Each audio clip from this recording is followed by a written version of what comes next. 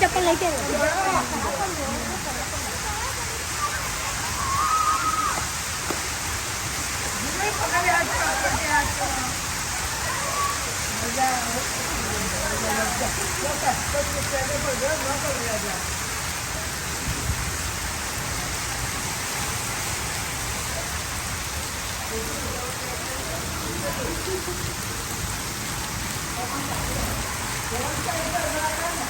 સારં કરોમી આપણે સારી શરૂઆત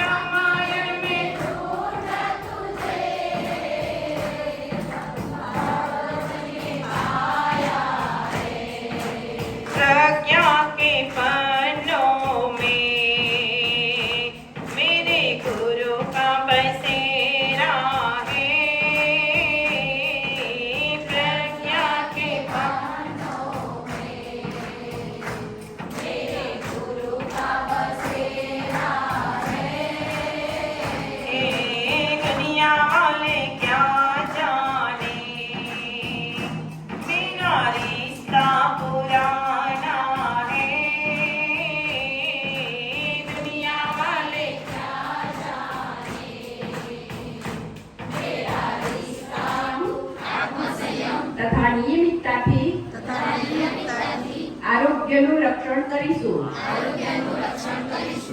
બોલ્યા પણ ઉતારવું તો પડશે જીવનમાં. આરોગ્યનું રક્ષણ કરવું હોય ને તો પાણીપુરીની લારી છોડવી પડે. એટલે એકલું બોલવાનું નથી, આ જીવનમાં ઉતારવા માટે સત્સંગ ગુરુદેવે આપેલા છે. મનને કુવિચારો તથા દુર્ભાવનાઓથી બચાવવા માટે સ્વાધ્યાય અને સત્સંગની વ્યવસ્થા રાખીશું. ઇન્દ્રિય સંયમ, અર્થ સંયમ, સમય સંયમ અને વિચાર સંયમનો સતત અભ્યાસ કરીશું. હું પોતાને સમાજનું એક અભિન્ન અંગ સમજીશ અને બધાના હિતમાં પોતાનું હિત સમજીશ. મર્યાદાઓનું પાલન કરીશ. પાપ કર્મોથી દૂર રહીશ. નાગરિક કર્તવ્યોનું પાલન કરીશ. અને સમાજ પ્રત્યે વફાદાર રહીશ. સમજદારી, ઈમાનદારી, જવાબદારી અને બહાદુરીને જીવનનું એક અભિન્ન અંગ માનીશ. આ સેન્ટેન્સ બહુ જરૂરી છે. બોર્ડ લગાવેલા છે. જ્યારે ટાઈમ મળે ત્યારે વાંચતા રહેજો. રસોડામાં જશો, તમારા રૂમ જશો, ત્યાં પેલી લોબી છે, લોબીમાં પણ, હોલમાં, મંદિરમાં, બધી જગ્યાએ શું વાક્યો લખેલા છે. તો આવતા જતા જ્યારે પણ ટાઈમ મળે ત્યારે જે જવાબદારી સમજદાર હોય એ જ જવાબદારી પછી લેવા માટે પ્રયત્ન કરે. તો હંમેશા જવાબદારી કોઈ પણ જગ્યાએ જઈએ, સમાજમાં જઈએ, આપણું રાષ્ટ્રનું કાર્ય હોય, દેશનું કાર્ય હોય, ગાયત્રી પરિવારનું કાર્ય હોય, સ્વાધ્યાયનું કાર્ય હોય, તો કોઈ પણ વસ્તુ કોઈ પણ જગ્યાએ જો જવાબદારી આપવામાં આવે ને તો તરત સ્વીકારી લેવી, ના પડી, ભલે મારી જેમ સમજણ ઓછી પડે તો વાંધો નહીં, હે ને, પણ એક વખત તો સ્વીકારી લે. જો જવાબદારી સ્વીકારીશું ને તો ઓટોમેટિક પછી શું આવે, બહાદુરી આવી જાય. હે, તમે છેલ્લા દિવસે બોલાવીશું, જો તમે હિંમત કરીને થોડું બોલશો ને તો પછી બીજી વખત આવશે ને ત્યારે એનાથી વધારે બોલવાનો આપણે પ્રયત્ન કરી શકીશું. તો સમજદારી, ઈમાનદારી, પછી આ જે જવાબદારી રાખે એને ઈમાનદારી તો રાખવી જ પડે ને, બરોબર, કોઈ પણ ક્ષેત્રમાં.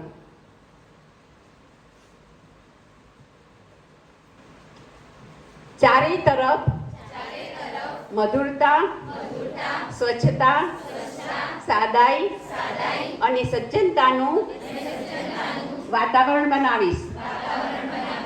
અનીતિથી મળેલી સફળતા કરતા નીતિ પર ચાલતા મળેલી નિષ્ફળતાને માથે ચડાવીશ. માણસનું મૂલ્યાંકન તેની સફળતાઓ બીજાની સાથે એવો વ્યવહાર નહીં કરીશ જે મને પોતાના માટે પસંદ ન હોય. હું નર નારી પ્રત્યે પવિત્ર દ્રષ્ટિ રાખીશ. સંસારમાં સત્પ્રવૃત્તિઓના ફેલાવા માટે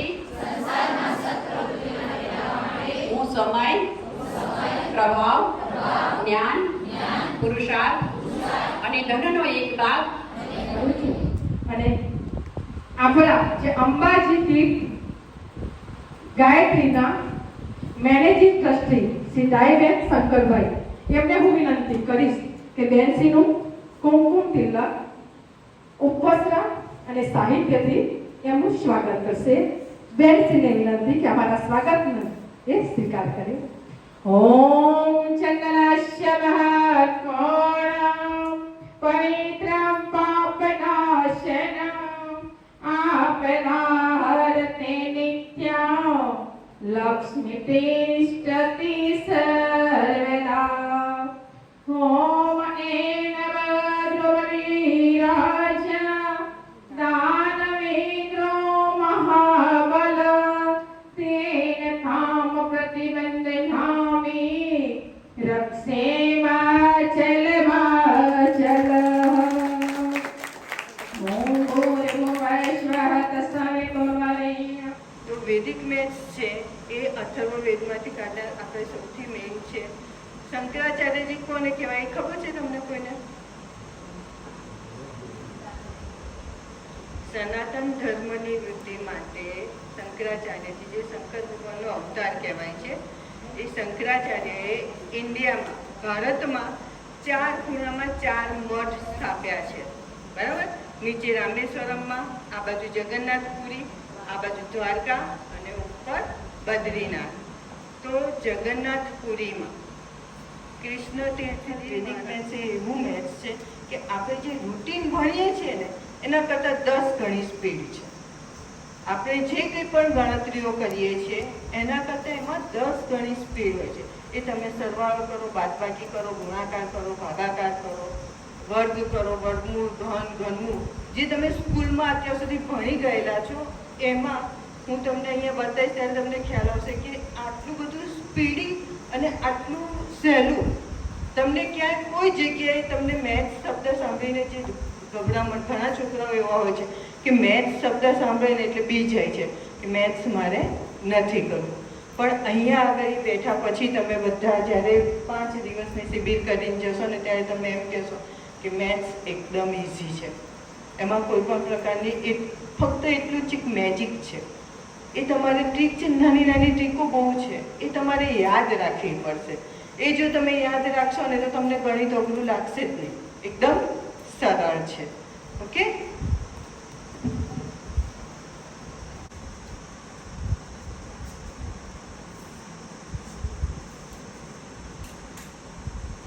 આ બધું હું તમને શીખવાડીશ અને જ્યારે તમને શીખવાડીશ ને ત્યારે તમને એકદમ સરળ લાગશે.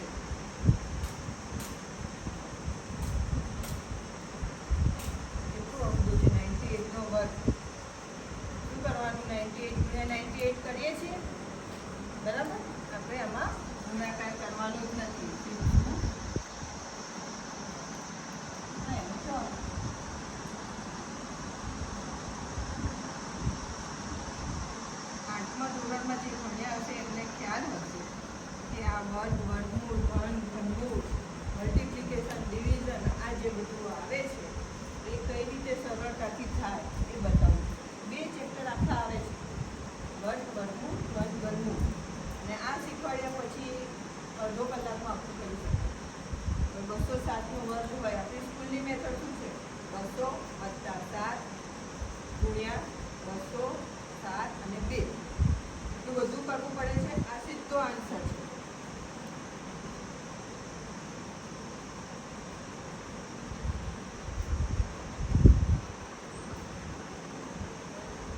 આ લખવાનું નથી કે આ ખાલી હું તમને અત્યારે ડેમો આપું છું કે જ્યારે 5 દિવસ base, more base, less base and deviation આ બેઝમાં આવે છે.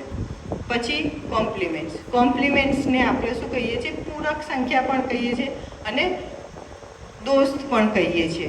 બે રીતનું આવે છે. અને છેલ્લું ડેવિએશન અને પછી વિન્ક્યુલમ નામ અઘરું લાગે છે પણ એને કહીએ છીએ આપણે ઋણાંક સંખ્યા, જે માઇનસ સંખ્યાઓ આવે છે. એ સંખ્યા જેને મેથ્સમાં વધારે રસ પડતો હોય તો એ લોકો ગણતરીમાં જે સરવાળા બાદબાકી કે ગમે તે કરવામાં પ્લસ માઇનસમાં જેને ભૂલ થતી હોય, એને ના ગમતું હોય તો એ ઋણાંક સંખ્યામાં ઓછો યુઝ કરશે તો ચાલશે. પણ વૈદિક મેથ્સમાં ફક્ત 1 થી 5 જ નંબર છે. 6 7 8 9 એને ઉલટા કરી દીધા છે. 9 છે એ શું થઈ જાય છે? 1 થઈ જાય છે. 8 છે એ 2 થઈ જાય છે. 7 છે એ 3 થઈ જાય છે. ને 6 છે એ 4 થઈ જાય છે. એટલે 5 જ નંબર છે. પણ જો જેને માઇનસની સાઇન છે એમાં કોઈ તકલીફ ના થતી હોય તો એ લોકો જેને વિન્ક્યુલમ કહીએ છીએ સરળતાથી કરી શકશે. બરાબર? સ્ક્વેરને બધામાં આ જે 3 વસ્તુ છે ને તમને એમ લાગશે કે આ તો બહુ સામાન્ય વસ્તુ છે, પણ જ્યારે એનો યુઝ આવશે ને થોડીક પ્રેક્ટિસ તમારે કરવી પડશે. એ પ્રેક્ટિસ કરશો ને અને પછી તમને એનો યુઝ આવશે ને તો તમને બહુ મજા આવશે. ઓકે? તો સૌથી પહેલાં બેઝ કોને કહીએ છીએ આપણે?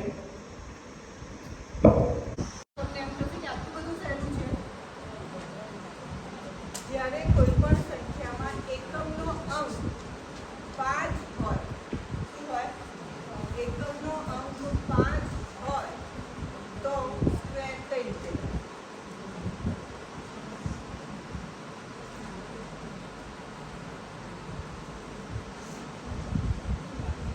એકમનો શું છે?